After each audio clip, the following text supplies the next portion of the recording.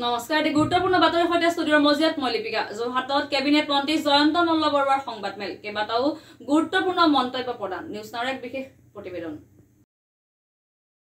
যোৰহাটত কেবিনেট মন্ত্ৰী জয়ন্ত মল্লবৰুৱাৰ সংবাদমেল, কেইবাটাও গুৰুত্বপূৰ্ণ মন্তব্য প্ৰদান। আজি যোৰহাট আৰু গোলাঘাট জিলাৰ চাহ বাগিচাসকলৰ স্বত্বাধিকাৰী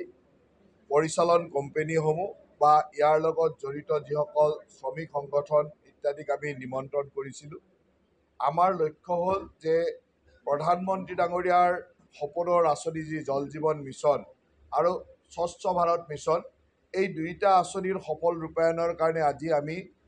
এই চাহ বাগানৰ অঞ্চলসমূহৰ ব্যক্তিসকলক নিমন্ত্ৰণ কৰিছিলোঁ।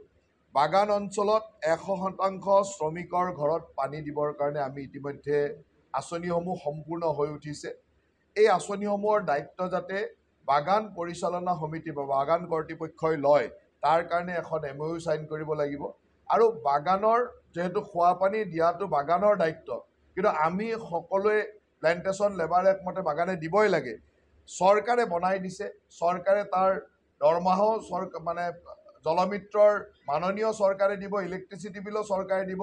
কেমিকেলৰ পইচাও চৰকাৰে দিব। মাত্ৰ মেনেজমেণ্টটো যাতে বাগান কৰ্তৃপক্ষই লয়, তাৰ কাৰণে বাগান কৰ্তৃপক্ষক আমি আহ্বান জনাইছিলোঁ আৰু বাগান কৰ্তৃপক্ষই সেইটোত সঁহাৰি জনাইছে। বাগানত এতিয়াও এনেকুৱা বহু অঞ্চল আছে, বহু লাইন আছে য'ত শৌচাগাৰ বা শ্ৰমিকৰ ঘৰত শৌচাগাৰৰ অভাৱ আছে। এইবাৰ আমি এই বছৰটোত আমি 2 লাখ, প্ৰয়োজন হ'লে বেছি হ'লেও আমাৰ অসুবিধা নাই, 2 লাখ চাহ বাগানৰ শ্ৰমিকৰ ঘৰত শৌচাগাৰ বনোৱাৰ সিদ্ধান্ত লৈছোঁ আৰু ইয়াৰ সম্পূৰ্ণ দায়িত্ব বাগান কৰ্তৃপক্ষক ল'বৰ কাৰণে আহ্বান জনাইছোঁ। টকা পইচা আমি দিম, আমি গোটেইখিনি ব্যৱস্থা কৰি দিম। বাগানৰ মেনেজমেণ্টে যাতে ইয়াক বনোৱাৰ পৰা সুন্দৰভাৱে চলাই নিয়াৰ দায়িত্বখিনি চায়, কাৰণ বাগানৰ মেনেজমেণ্টে জানে যে ক'ত ক'ত টয়লেট নাই, কোন মানুহৰ কোন শ্ৰমিকৰ ঘৰত টয়লেটৰ অভাৱ আছে তেওঁলোকে জানে। তেখেতসকলক আমি ডাটাসমূহ দিব দিছোঁ আৰু তেখেতসকলৰ জৰিয়তে ইয়াক নিৰ্মাণ কৰাৰ কথা কৈছোঁ, যাতে তেখেতসকলে নিজৰ শ্ৰমিকৰ কাৰণে সুন্দৰভাৱে বনাই দিয়ে। টকা পইচা আমি দিম, তেখেতসকলৰ বনোৱা যিটো খৰচ আমি দিম, কিন্তু বনোৱাৰ দায়িত্বটো বাগান কৰ্তৃপক্ষই ল'ব লাগে। তাৰ লগে লগে আমাৰ বাগানত যিসমূহ শ্ৰমিকে পাত তুলি অহাৰ পিছত জোখ-মাখ কৰিবৰ কাৰণে চালান থাকে, তাতো আমি টয়লেটৰ অভাৱ দেখিবলৈ পাওঁ। সেইকাৰণে আমি এটা মোবাইল টয়লেটৰ ব্যৱস্থা কৰিছোঁ, যাতে ট্ৰেক্টৰেৰে টানি নি সেই অঞ্চলত মোবাইল টয়লেট যেতিয়াই লাগে লগাই দিব পাৰে। তেনেকুৱা ধৰণৰ মোবাইল টয়লেটো কোন বাগানত কিমান প্ৰয়োজন আছে তেখেতসকলৰ পৰা ডিমাণ্ডটো দিব দিছোঁ আৰু আমি পৰ্যায়ক্ৰমে সেই মোবাইল টয়লেট ভেনো দি থাকিম, যাতে শ্ৰমিকসকলৰ জীৱনৰ মানদণ্ড আমি উন্নত কৰিব পাৰোঁ। সুন্দৰ টয়লেট ব্যৱস্থা, বাগানত পাত তুলি থকা সময়তো যাতে সম্পূৰ্ণ শৌচাগাৰৰ ব্যৱস্থা পায়, তাৰ উপৰিও তেখেতসকলে যাতে প্ৰতিটো লাইনতে বিশুদ্ধ খোৱা পানী পায়, এই গোটেইখিনি ব্যৱস্থা চৰকাৰে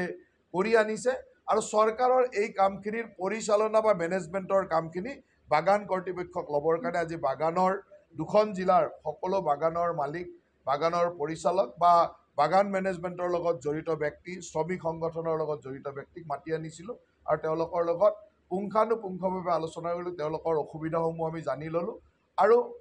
বিভাগ আৰু জিলা কৰ্তৃপক্ষক নিৰ্দেশনা দিছোঁ এই কামখিনি যাতে সুন্দৰভাৱে কৰিব পাৰে।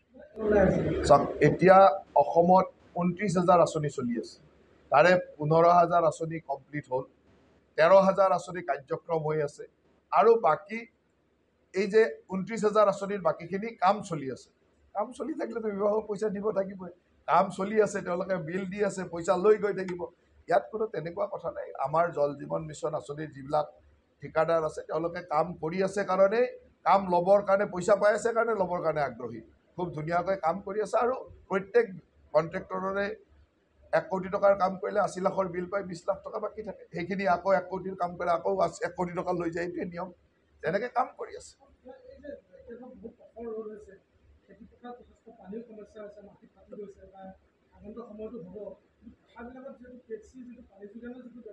এইটো ইৰিগেশ্যন ডিপাৰ্টমেণ্টে খেতি পথাৰত পানী যোগানটো, আৰু আমি PHC ডিপাৰ্টমেণ্টে চহৰৰ পানীও আমি নিদিওঁ। গ্ৰাম্য অঞ্চলৰ যিটো বিশুদ্ধ খোৱা পানী, সেই পানীৰ ব্যৱস্থাই PHC ডিপাৰ্টমেণ্টে পায়। আমি যিখিনি ঠিকাভিত্তিক কৰ্মচাৰী আছে তেখেতসকলৰ সময়ে সময়ে তেওঁলোকৰ সা সুবিধাবিলাক বৃদ্ধি কৰি গৈ আছোঁ। জলমিত্ৰসকলৰ মানে আবেদন আছে যে তেখেতসকলক যেহেতু এইটো এটা ভলেণ্টিয়াৰী ৱৰ্ক আৰু তেওঁলোকক স্বেচ্ছাসেৱক হিচাপে আমি 6,500 টকা মাননি দি আছোঁ আৰু তেখেতসকলৰ অলপ আগ্ৰহ আছে যে অলপ বঢ়াব লাগে আমি বিষয়টো আলোচনা কৰি আছোঁ একেদিনাই কোৱা কথা নহয় কিন্তু আমিও তেখেতসকলৰ অভাৱবিলাক বুজি পাওঁ এতিয়া 6,500 টকা কাৰণ আগত যদি আপোনালোকে চাই বছৰ বছৰ ধৰি কাম কৰি থকা মানুহ জলমিত্ৰবিলাকে দৰমহা নাপাইছিল এতিয়া আমি প্ৰতি মাহৰ 10 তাৰিখে তেওঁলোকৰ একাউণ্টত ডাইৰেক্ট একাউণ্টত পইচা সোমাই দিওঁ যেনেকৈ অন্য চাকৰিয়ালে দৰমহাটো সোমাই যায় তেওঁলোকৰ মাননি যোৱা মাহৰ পৰা আমি আৰম্ভ কৰিছোঁ প্ৰতি মাহৰ 10 তাৰিখে তেওঁলোকৰ একাউণ্টত ডাইৰেক্ট পইচা সোমাই যায় গতিকে সিমানলৈকেতো আনিছোঁ আৰু লাহে লাহে তেওঁলোকৰ বাকীখিনি কথাও চিন্তা কৰিম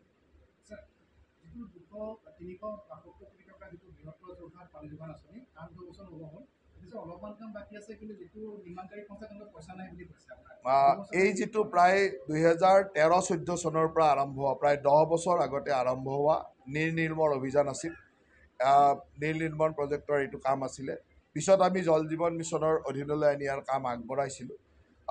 এতিয়াও এইটো কথা ঠিক যে ঠিকাদাৰৰ হেমাহিৰ কাৰণে যোৱা 10টা বছৰে যোৰহাটবাসীয়ে যথেষ্ট কষ্ট পাইছে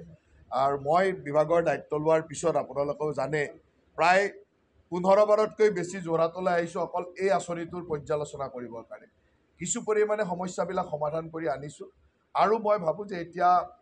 মানে এটা পৰ্যায়লৈকে গৈছে আৰু অলপ কাম বাকী আছে এতিয়া সেইখিনি কাম কৰিব পাৰিলে এই আঁচনিটো সম্পূৰ্ণ কৰি লৈ যাব পাৰিম গতিকে যথেষ্ট চেষ্টা কৰি থকা হৈছে আৰু এইটো বহুত পুৰণা বেমাৰ এটা এইটো শেষ কৰা খুব কঠিন আছিল কিন্তু মই আশা ৰাখিছোঁ যে এটা পৰ্যায়লৈ আনিছোঁ আৰু আপোনালোকক জনাবলৈ সুখী যে যোৰহাটৰ আন এটা দ্বিতীয় প্ৰকল্প যিটো আমি যোৰহাটৰ কেবিনেটত ঘোষণা কৰিছিলোঁ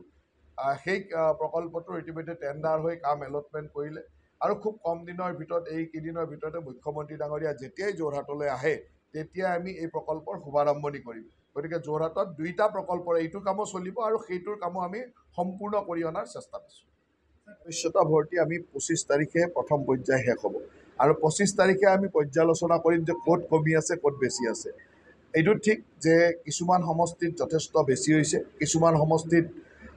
কম হোৱা বুলি নকওঁ কাৰণ 20-25 হাজাৰো কম নহয় আমি যোৱা বছৰ যেতিয়া সদস্যতা ভৰ্তি কৰিছিলোঁ তেতিয়া গোটেই অসমত আমাৰ 18 লাখ সদস্য হৈছিল এতিয়ালৈকে আমি প্ৰায় 37 লাখ সদস্য হ'ল যোৱা গোটেই বছৰটোত যোৱা সময়ত সদস্যতা আছিল 18 লাখ এইবাৰ আমাৰ সদস্যতা এতিয়ালৈকে আমাৰ সদস্যতা ভৰ্তি অভিযান শেষে হোৱা নাই 37 লাখ হ'ল মোৰতো বিশ্বাস যে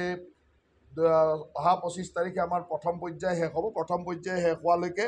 40-45 লাখলৈকে যাব এইটোতো ক'তো কম হোৱাৰ কথাটো নায়েই সকলোতে বেছি হৈছে কিন্তু আজিকালি আমাৰ দলৰ ওপৰত ৰাইজৰ এক্সপেক্টেশ্যন বহুত বাঢ়ি গৈছে আমাৰ দলটোৱে সকলো ৰাইজেও ভাবে যে যোৰহাটত 50,000 হ'ব লাগিছিল গতিকে 25,000 হোৱা দেখা পাই কৈছে যে 50 কিয় হোৱা নাই কিন্তু 25,000 সদস্যতাটো কম নহয় এতিয়া মৰিয়নিত মানুহে ভাবে যে 70,000 হ'ব লাগে তেওঁৰ 35-40,000 হৈছে তেওঁলোকে মানে মানুহৰ এক্সপেক্টেশ্যন আমাৰ ওপৰত বাঢ়ি গৈছে মানে মানুহে ভাবে যে দলটোত ইমান মৰম ৰাখিব লাগে যে সকলোৱে ইয়াৰ সদস্য হ'ব লাগে সেইকাৰণে মই আপোনালোকৰ যিটো পজিটিভ চিন্তা সেইটো মই ধন্যবাদ জনাইছোঁ কিন্তু যোৰহাটত কম হোৱা নাই যিটো ধাৰণা কৰা হৈছে যোৰহাটত কম যোৰহাট বুলি নহয় উজনি অসমৰ সকলো অঞ্চলতে টিংখং আদি অঞ্চলতো যথেষ্ট বেছি হৈছে টিংখং ডিব্ৰুগড় আদি অঞ্চলত সেইবিলাকৰ তুলনাত যোৰহাটৰ 2-এটা সমষ্টিত অলপমান কম দেখা আছে কিন্তু মই ভাবোঁ যে 25 তাৰিখলৈ আপোনালোকে ভাল ৰিজাল্ট দেখিব কাৰণ ৰাইজে যি ধৰণৰ সদস্যতা ডেইলি লৈ আছে প্ৰতিটো দিনেই আমাৰ সদস্যতা ভৰ্তি অতি কমেও 2.5 পৰা 3 লাখ যোৰহাটৰ পৰা সীমন্ত মাথা বৰুৱাৰ ৰিপৰ্ট নিউজ নাও 24/7